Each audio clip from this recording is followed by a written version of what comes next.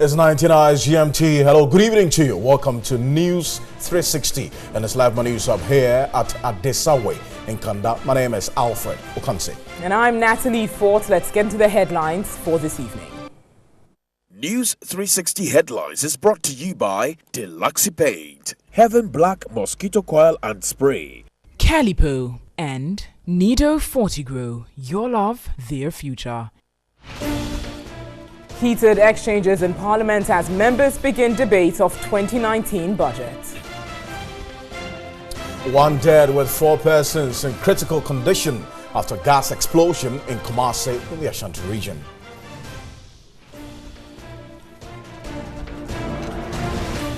Ministry of Education justifies moves to consolidate Ghana Institute of Journalism, National Film and Television Institute and the Ghana Institute of Languages into a university. Business tonight, government to release 1 billion Ghana cedis by end of November to pay outstanding arrears owed contractors. Later in sports, Black Queens taste first defeat in ongoing Women's African Cup against Mali.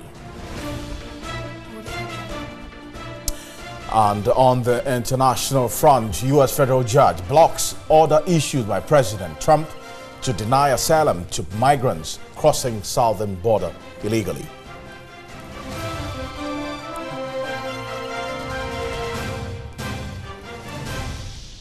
The details of these stories, including the latest of entertainment news here on News 360. You could watch us all across the world on 3news.com as well as DSTV channel 279. And here's where we get started this evening. 1 person is feared dead with 4 others in critical condition after a gas explosion at a fuel station at Kurofrom Tafo in Sheso in Kumasi. This is the second time the Trinity gas station has experienced an explosion, causing fear and panic among residents in the community. Here's reports by Benjamin Edu. The gas explosion occurred during the Tuesday morning rush hour. The gas station is situated close to schools, churches, residential houses, a washing bay and mechanical shops. Several property, including about 30 vehicles and shops, were gutted by the fire. The swift intervention from personnel of the Ghana National Fire Service and police, as well as some residents, averted the extensive spread of the fire to neighboring structures. It took firefighters about an hour to douse the fire. Ashanti Regional NADMO Coordinator Kwabna Century says the injured have been rushed to the hospital for medical treatment. There have been 2 births. As at now, we have no information that they are dead or what, but we cannot be confirmed. Yeah, and we have about 7 or 8 cars here burnt. And the opposite side, there was also a fire too. Regional Fire Commander Chief Fire Officer Joe Shongwa said 6 fire tenders were rushed to the scene immediately after a distress call came through. Currently, what we are doing is salvaging. We are trying to look at it and take a inventory of everything that has happened. And I think when we finish that, we'll be able to come up with a very good conclusion for everybody. Investigations are yet to commence on the cause of the explosion. Residents, however, suspect leakage on one of the cylinders. The angry residents say the continuous operation of the gas filling station in the area is a threat to their safety. We want the gas station relocated. The gas station is sited close to residential areas. We are unhappy about the siting of the gas station close to us. Well, the residents' concerns seem to be getting some hearing. Ashanti Regional NADMO Coordinator is saying that his office has advised the KMA to demolish that particular gas station. But away from that, we're getting to some other stories. Still in the Ashanti region, former Greater Accra Police Commander DCOP Douglas Akrofie-Asiedu, retired, has called for the head of the Ashanti Regional Police Commander in the Manson Kwanta killings following the release of a statement by government interdicting 21 police officers. In a telephone interview on 3FM Sunrise Morning Show, DCOP Akrofie questioned why all the officers must be punished when in fact they took orders from the commander. A shooting incident at Manson Kwanta within the Amansie West district of the Ashanti region on July 17, 2018 resulted in the death of 7 persons suspected to be armed robbers. On Monday, however, a statement released by government after an investigation was launched into the incident indicated the 7 individuals were not armed robbers. Subsequently, the 21 officers have been interdicted, but on 3FM's morning show Sunrise, a former Greater Accra Police Commander, DCOP Douglas Akrofi retired, said it is wrong for all 21 officers to have been interdicted. Whatever happens depends on the command. The officer responsible for the men at that time should be questioned, because most of the men or the men who were on duty took instructions from him. So I don't know why the 21 people are all being interdicted. He further said a police service inquiry would be conducted into the committee's work. After the service inquiry, it will be clear whether the committee did what they did was right or not. Because once the people are agitating that there should be that transfer, why not? If they are agitating, it's not safe for him. Meanwhile, government has promised there would be adequate compensation for the dependents of the deceased persons. Let's turn to some other stories this evening, as there were heated arguments on the floor of Parliament Tuesday as the House commenced the debate of the 2019 budget statement, which was presented by the Finance Minister last week, Thursday.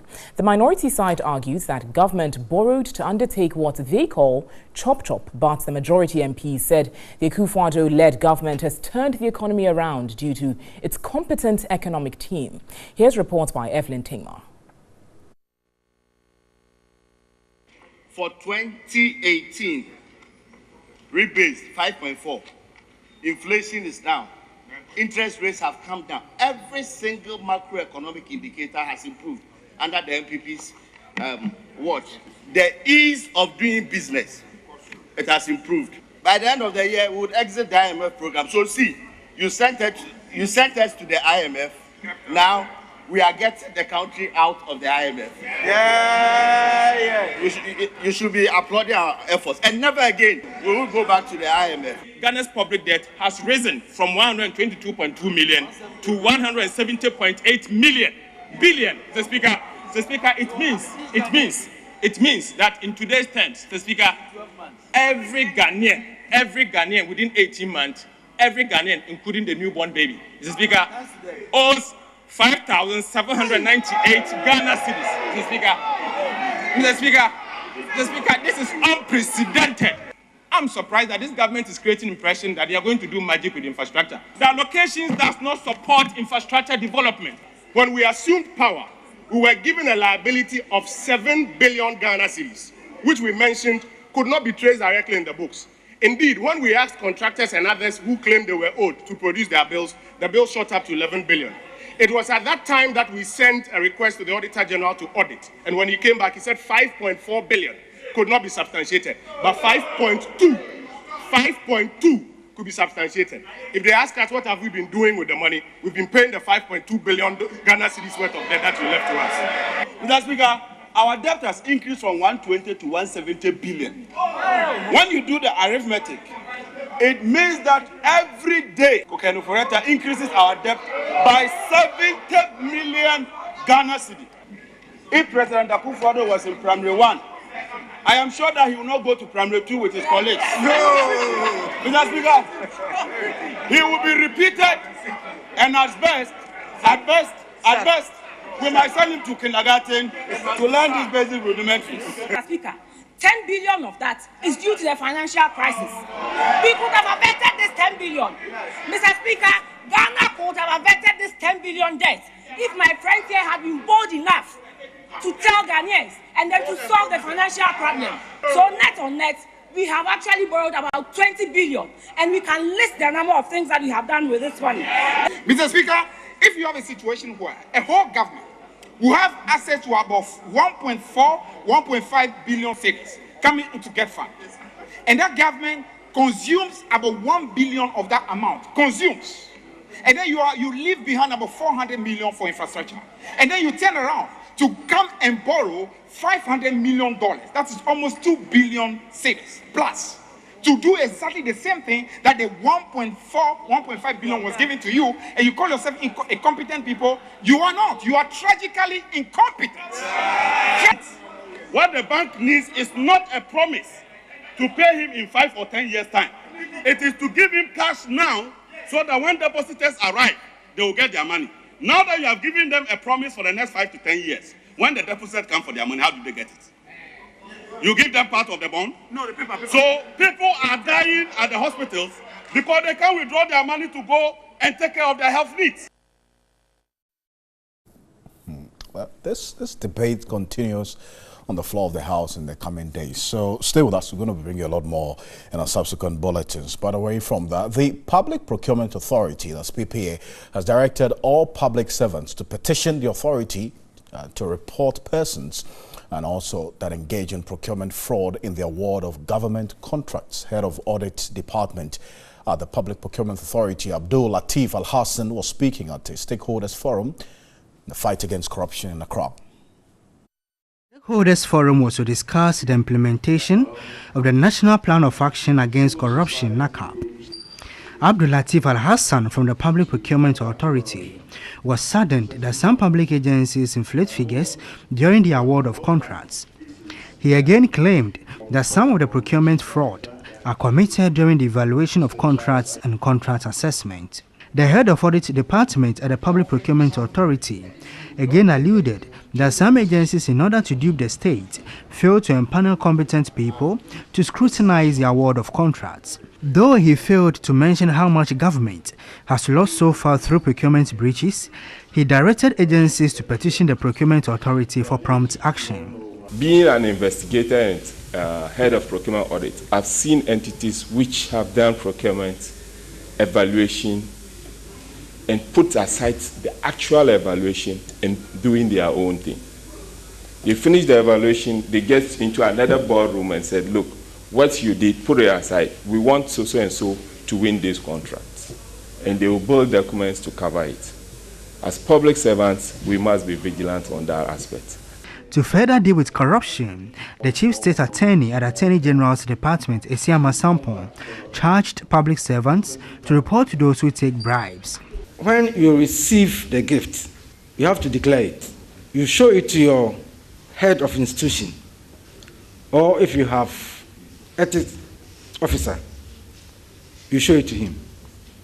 And there's a form attached to this policy that you have to fill when you receive it. You fill the form and then you show the gift, or you give the gift to your head. It is he or she who will decide how to dispose of it. Director in charge of anti-corruption at the Commission for Human Rights and Administrative Justice, SHRAJ, Charles Ayamdo, called for strong institutions to deal with corruption. A disincentive, it creates a very bad environment for all of us to work. So there should be sexual harassment policies publicly displayed. And I'm sure that after this workshop next year, we should be able to see Chief Director issue sexual harassment policy at the Attorney General's office. Outgoing envoys from Ireland, Switzerland and the United Nations have bid farewell to President Akufo-Addo after ending their tour of duty in the country. Now, the diplomats, despite ending their services, pledged to still continue working towards deepening relations with Ghana. Outgoing Irish ambassador who served for 4 years was first to call on President Akufo-Addo. Ambassador Sean Hoy said his country, through his successor, will be expanding relations with West Africa, and Ghana will certainly be one of the countries within the sub-region that will benefit from the expanded relations. President Akufo-Addo congratulated the Irish envoy on his new appointment to Brazil and pledged Ghana will continue to strengthen relations with Ireland. Next was the UN resident coordinator to Ghana, Christine Evans-Clark, who departs the country after 4 years of service. She lauded Ghana for a sterling role in the UN and said the country is on the right path in her quest to achieve the UN Sustainable Development Goals. our appreciation of Ghana's vision for self-realized development, that the UN is a partner in that rather than a source of assistance.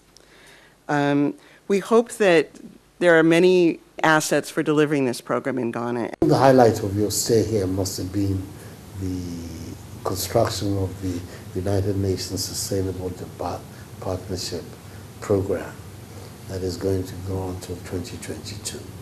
It is a climax, a series of activities that you have been part of, and the contribution you have made to our social and economic development, strengthening institutions of public accountability, assisting with the electoral process, and generally strengthening Ghana's role in international affairs. All of this have marked your tenure of office here.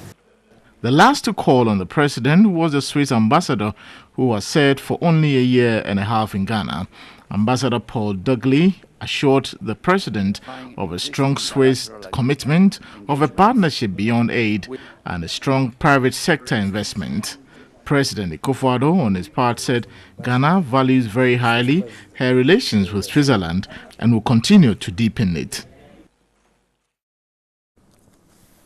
Now, recent findings of the Afrobarometer report indicates that Ghana ranked second in the country in high unemployment in Africa. According to the report, rising unemployment tops the chart of needs of Africans that must be addressed. The Afrobarometer survey was conducted for 2016 to 2018 in 38 countries, based on mapping the most important problems identified by Afrobarometer respondent. Decent work and economic growth is the highest priority SDG with 57%.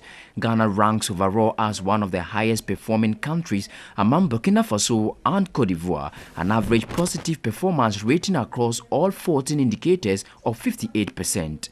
With respect to the highest priority SDG 8, decent work and economic growth, performance is quite mixed.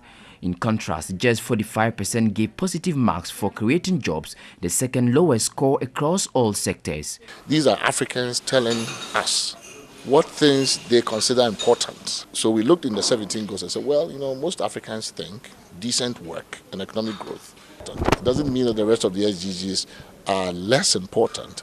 But our reading of it is that this is the one goal. If resources are invested in this particular goal, it has the greatest potential to connect to the other ones. Co-chair of Civil Society Platform for SDGs, George Osebimpe, called for a strong economy to support private sector initiatives. Many of the jobs that we are creating are simply not sustainable. They are only meant to put body and soul together. Government does not have the business to create those unsustainable jobs, but to create an enabling environment for private sector to flourish so that the good jobs will come from the private sector. Economic advisor of the United Nations Development Programme, Radhika Lal, called for more discussions on job creation. And let's now turn to our MTN Vid reports this evening as Foster Blankson reports on the abandoned and dilapidated road at Ashalibutre in the Greater Accra region.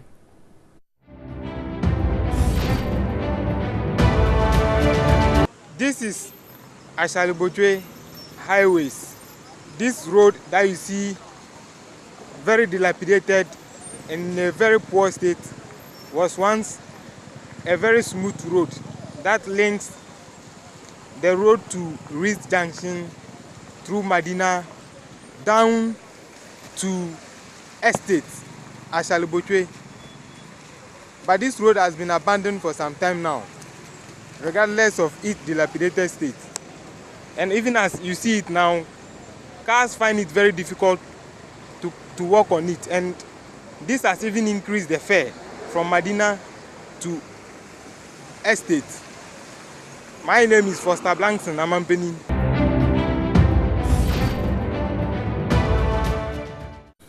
Now remember, just like Foster, you can also send to us your vid report via our WhatsApp number. It's 055 1433 044. That's all I have here on News 360, still to come tonight. Ministry of Education justifies move to consolidate Ghana Institute of Journalism, National Film and Television Institute, and the Ghana Institute of Languages into one university. And in business tonight, government to release 1 billion Ghana cedis by end of November to pay outstanding arrears owed contractors. Later in sports, Black Queens taste first defeat in ongoing Women's African Cup against Mali.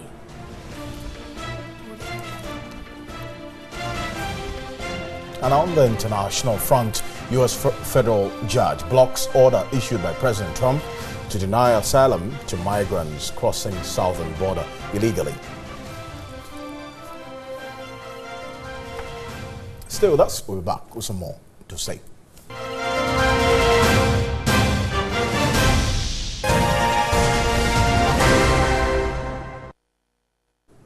And let's get into the business news this evening, starting off with Minister of Finance Ken Ofori-Atta, who has revealed that government will release 1 billion Ghana cedis by the end of this month as outstanding arrears owed contractors. The minister was responding to concerns about the impact of the money owed to contractors on the economy raised by the president of the Ghana Association of Bankers, Alhassan Andani. He was speaking at the PricewaterhouseCoopers post-budget forum here in Accra. The finance minister assured government is committed to settling all debts owed contractors and will release 1 billion cedis by the end of November to settle the arrears. Currently, government owes the contractors an outstanding sum of 3.4 billion Ghana cedis. This year, by end month, we are looking to put about 1 billion cedis into the system for that, and then continue next year. But the issue of eternal discipline of what we have to spend and what we don't have is going to be important. The minister also added that government had delayed in payments mainly because some of the invoices presented were not genuine. Sometimes these bills that these contractors have are not all genuine, so it's difficult to sign checks to face value. President of the Ghana Bankers Association, Alhassan Andani, explained the release would help stimulate the economy and reduce the number of non-performing loans on the books of commercial banks. Non-performing loans of commercial banks presently stands at about 8.74 billion Ghana cedis. Now, a tax consultant, Abdallah Ali Nachia, says the country's tax administrators are engaged in the deepening of the tax net rather than widening it. He made the observation at the 2019 KPMG Budget Forum in Accra. Some 3 years ago, Ghana had a tax population of 4.5 million with only 2 million complying. 2 years on, in 2018, the tax-paying population has shot up to 6 million. However, those complying rather dropped to 1.5 million. What this means is that when the people who are already known as earning income and are paying taxes continue to be chased to pay more taxes, then you are doing tax deepening, not widening. Widening is where you are trying to locate all those who are required to pay and are not paying. Then the number of people who should pay should increase. Can you imagine if we're able to widen by doubling the 1.5 to 3 million, then we may either reduce or not borrow at all. A tax consultant, Abdallah Ali Nachia, says an efficient and effective property tax administration is key to win metropolitan, municipal and district assemblies of central government budget. We need to also automate it to make it easy for people to pay. For example, if you've been assessed to pay property rate on your building, with mobile money system, can't we have a code of the assemblies where you can just give a code and transfer to your district, and then they send you a receipt which you can print or put somewhere to show that you've paid. Then the assemblies can get ready money for their operations. He indicated if property taxes or rates are paid, there will be enough money for the local authorities to provide services in the area of sanitation and even the provision of street lights. All are things that the assemblies can take onto themselves and do if they're able to get these property rate paid to them and enhance so that they have enough revenue. We just need to be monitoring to ensure that they use it for the purpose for which we are imposing it. Otherwise, it will be as we complain to central government, we pay taxes, we don't see what the tax money is being used for. We don't want that to descend down to the assembly level. That is the only thing we need to be careful about. Now, in some other business news, government is projecting to increase its total revenue and grants by as much as 12.1 billion cedis compared with increases of 7.5 billion cedis in 2017 and 7.1 billion in 2018. The Institute for Fiscal Studies has, however, cautioned government to continue pursuing the expenditure policy, which is aligning expenditures with actual revenue accrued, in order not to derail the fiscal gains made in the past 2 years. Here's reports by George Quainin.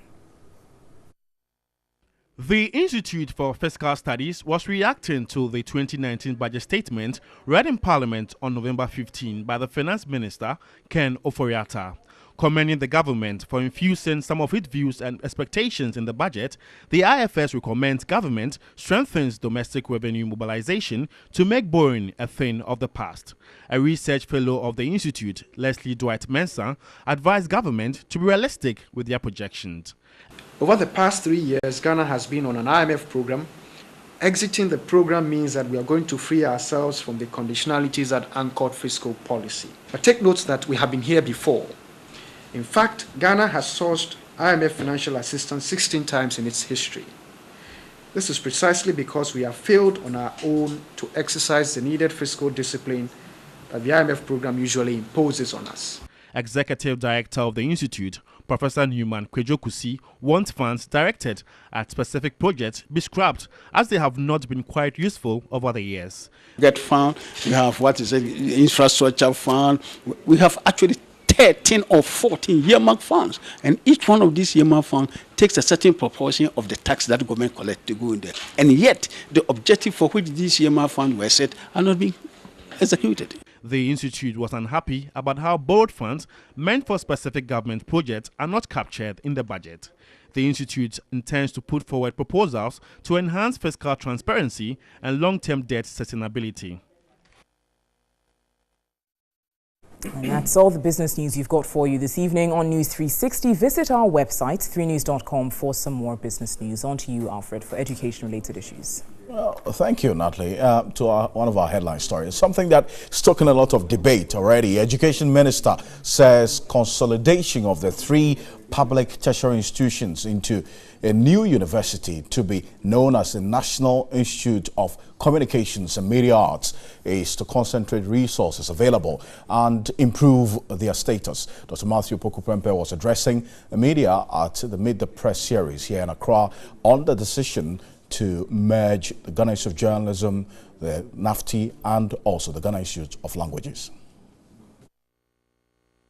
Finance Minister Ken Ofori-Atta during the 2019 budget reading disclosed government has commenced processes to consolidate 3 public tertiary institutions into a single university. They are the Ghana Institute of Journalism (GIJ), Ghana Institute of Languages (GIL), and the National Film and Television Institute (NAFTI).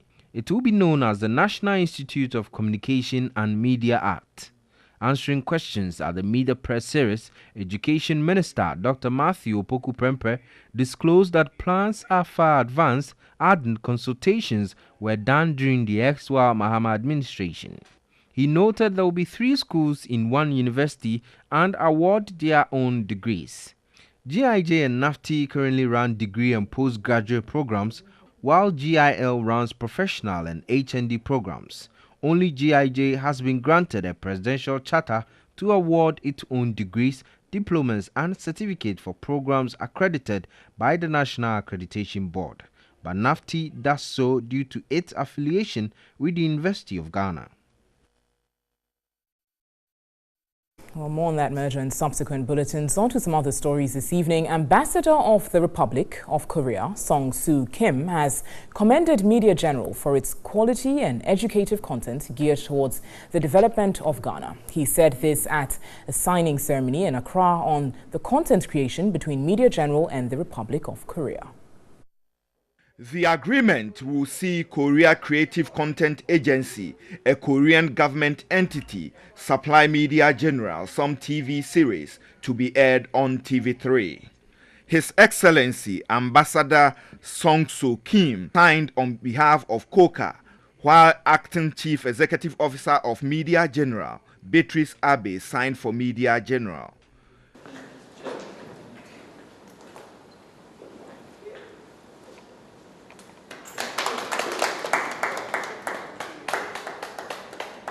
The Korean ambassador indicated it was time the relationship with Ghana transcended trade, commerce, education, and agriculture to culture to promote the identity of both countries.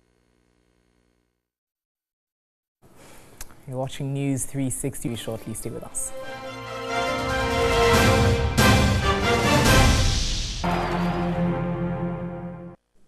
Hello, good evening, and it's time for me to bring you all the latest from the world of sports right here on News 360. My name is Thierry. Now, the Black Queens have it all to do in their third and final game of the group in the AFCON 2018 after ceding all 3 points to Mali on Tuesday. The Queens failed to pick up a second win that would have almost confirmed their status in the last 4 of the tournament. A win would have secured Ghana's passage into the last 4 and a step closer to a place at the 2019 Women's World Cup. But Mali put up a superb defensive display, counter-attacked well and made the most of the opportunities to stun the Black Queens. Basira Toure scored both goals for Mali either side of the Ghana equalizer from a penalty spot by Elizabeth Ado, and they owe the win to goalkeeper Konate's fine saves too. Then against the run of play and after at least 2 failed Ghana attempts for a penalty, Mali struck. Goalkeeper Patricia Mante bundled Basira Toure over in the box.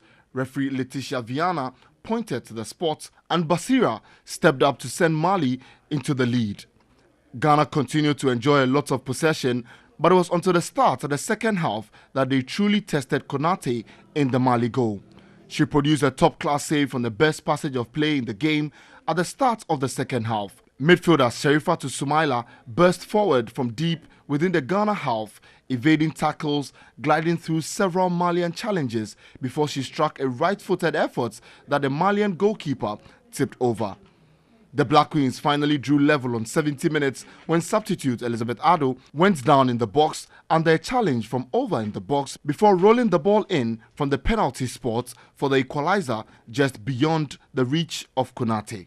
Mali were back in front after only 3 minutes when Ghana goalkeeper Patricia Mante failed to deal with a routine free kick and spilled the ball, allowing Basira to pounce and tap in from 3 yards to put the Malians back in front.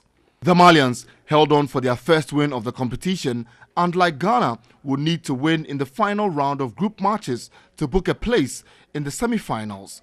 Mali faced Algeria while Ghana played Cameroon. All right, so the latest update with that particular tournament is that Cameroon are also beating Algeria by a 1-0. What this means in Ghana's group is that Ghana now lie third, and their head coach, although the concerns are rising, assures Ghanaians that his team will bounce back after losing to Mali in their second game of the ongoing AFCON. Ghanaians are very disappointed after a nervy football action between the Black Queens of Ghana and the female Eagles of Mali. Mali have secured a vital win after beating the Black Queens 2-1 at the Accra Sports Stadium. But Coach Bashir Hereford is confident of coming back stronger and doing everything possible for Ghana to qualify to the next stage in the competition. It was a hectic match. It wasn't an easy match at all. But I would say that I think about 80% was played by the referee.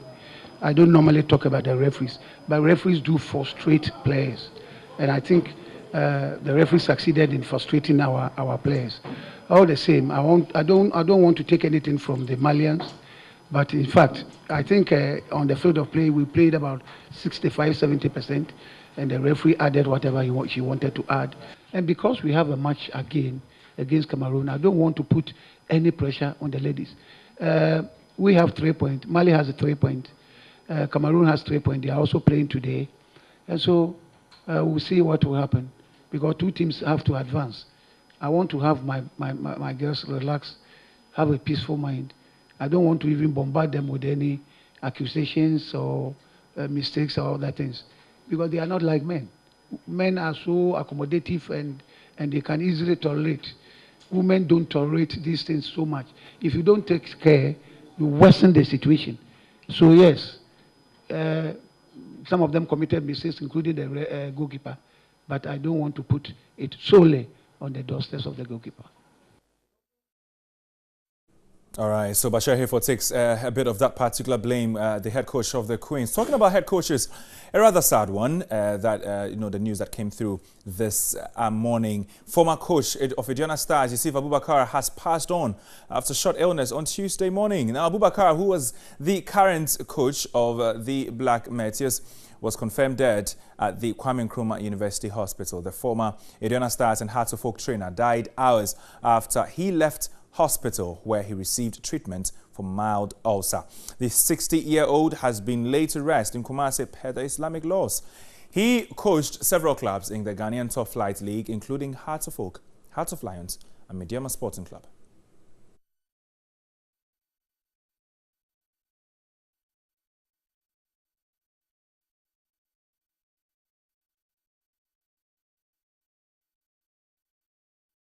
Talking about the clubs that Yusuf Abubakar managed, you can see them on your screen now. He's a man who's actually been all over in the Ghana Premier League. He's managed Ken Faisal, Hearts of Oak, Hearts of Lions in the Volta region, Brecum Chelsea, Mediama Sporting Club, Techiman City, Aduana Stars most recently, and then the Ghana Under-23, that is the Black Meteors. He's won the Ghana Premier League, and a feat that he only had just a few months ago with a Aduana-based club, and then also, progressed them to the group stage of the Confederations Cup this particular season before he left his job. May his soul rest in perfect peace. And that's exactly how we bring an end to the sports bulletin here on News 360. My name is Thierry Nyan. We'll bring you more sports later right here on TV3. So let's now settle for some entertainment and lifestyle news with me, Nana Kwadradona. Afrima is here. The countdown for the 2018 All African Music Awards. Afrima is on a side celebrating the continent's outstanding music superstars. Owusu Arai reports the music festival and awards will school musicians on how to monetize their content.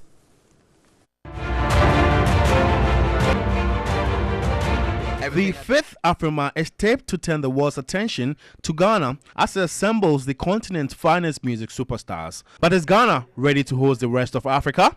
Well, the answer to that is a definite yes. What you are about to encounter is unforgettable and memorable. From tomorrow to Sunday, you will see the splendor of Africa united through music. The Afrima Week starts on November 21 with a welcome soiree for the continent's heavyweight musicians. A seminar dubbed the Africa Music Business Summit will school musicians on how to make money from their craft. The fundamental thing is that we'll not be able to tap into the business and the benefits of music. So that is what the Music Summit is all about. It's taking place here at Kempinski. Speakers across the world are coming to talk about how can you make money from music. Afrima promises a mixed bag of education and fun. On November 22, a special concert at the Independence Square will host 40 of the continent's music superstars. So you have the likes of Shatta Wale, Sarkodie performing live. You have all these superstars across the continent performing live, free for the people. The hitmakers and Afrima delegates will tour Accra on November 23. The role models will again visit selected schools to inspire pupils. All the superstars across the continent will inspire the children. They don't only inspire them. You know, many of our children or young people, they see them on TV and they want to be like them. But the idea is not only to be like them, but to tell them they can become anything you want you can be, you can become. The would-be star-studded Afrima Award ceremony will take place on Saturday night. Sector Minister Catherine Afeku urged all hands on deck to make Afrima a success. Let us show the rest of Africa that Ghana is ready, and we're going to host this year, next year, and 2020. Please join us to welcome the rest of our brothers and sisters to the shores of Gold Coast, Ghana. Afrima is gold. Ghana is gold. Akwaba. This is African music. So the whole of Africa is coming to Ghana, but still with Afrima, Minister of Tourism, Culture and Creative Arts, Catherine Afeku, wants Ghanaians to be extra courteous to Afrima guests to make their stay a memorable one. She is convinced that aside the fun, the Continental Music Awards will boost local tourism and promote business. When I say stakeholders, I mean the hotels, the transport sector, the limousine companies, the rental companies, the tour operators, the ticketing. All these stakeholders are ensuring that Afrima is a success. From Wednesday, you will see the arrival of our brothers and sisters in the entertainment industry coming to our shores, and we will give them the Akwaba at moving pick. I will entreat each and every one of us to be extra courteous, to support our guests, those who will be encountering you, who may be asking questions. Let us all be ambassadors of our nation. Big thank you to Africa. God bless you, man. So what's the take home for our musicians and our artists and creative arts people, how to monetize our content? Afrima is here. And that's how we wrap up tonight's edition of Entertainment and Lifestyle News with me, Nana Kwedrado, handing over to Alfred and Natalie. Yeah, we will be at Afrima. It will be very exciting. We'll be there. Absolutely. Let's welcome Africa. On behalf of the rest of the team, I want to say thank you, as always. My name is Alfred Okansi. I'm Nasty Ford. Visit our website. It's 3news.com for some more news. Thanks so much for watching and have a lovely evening.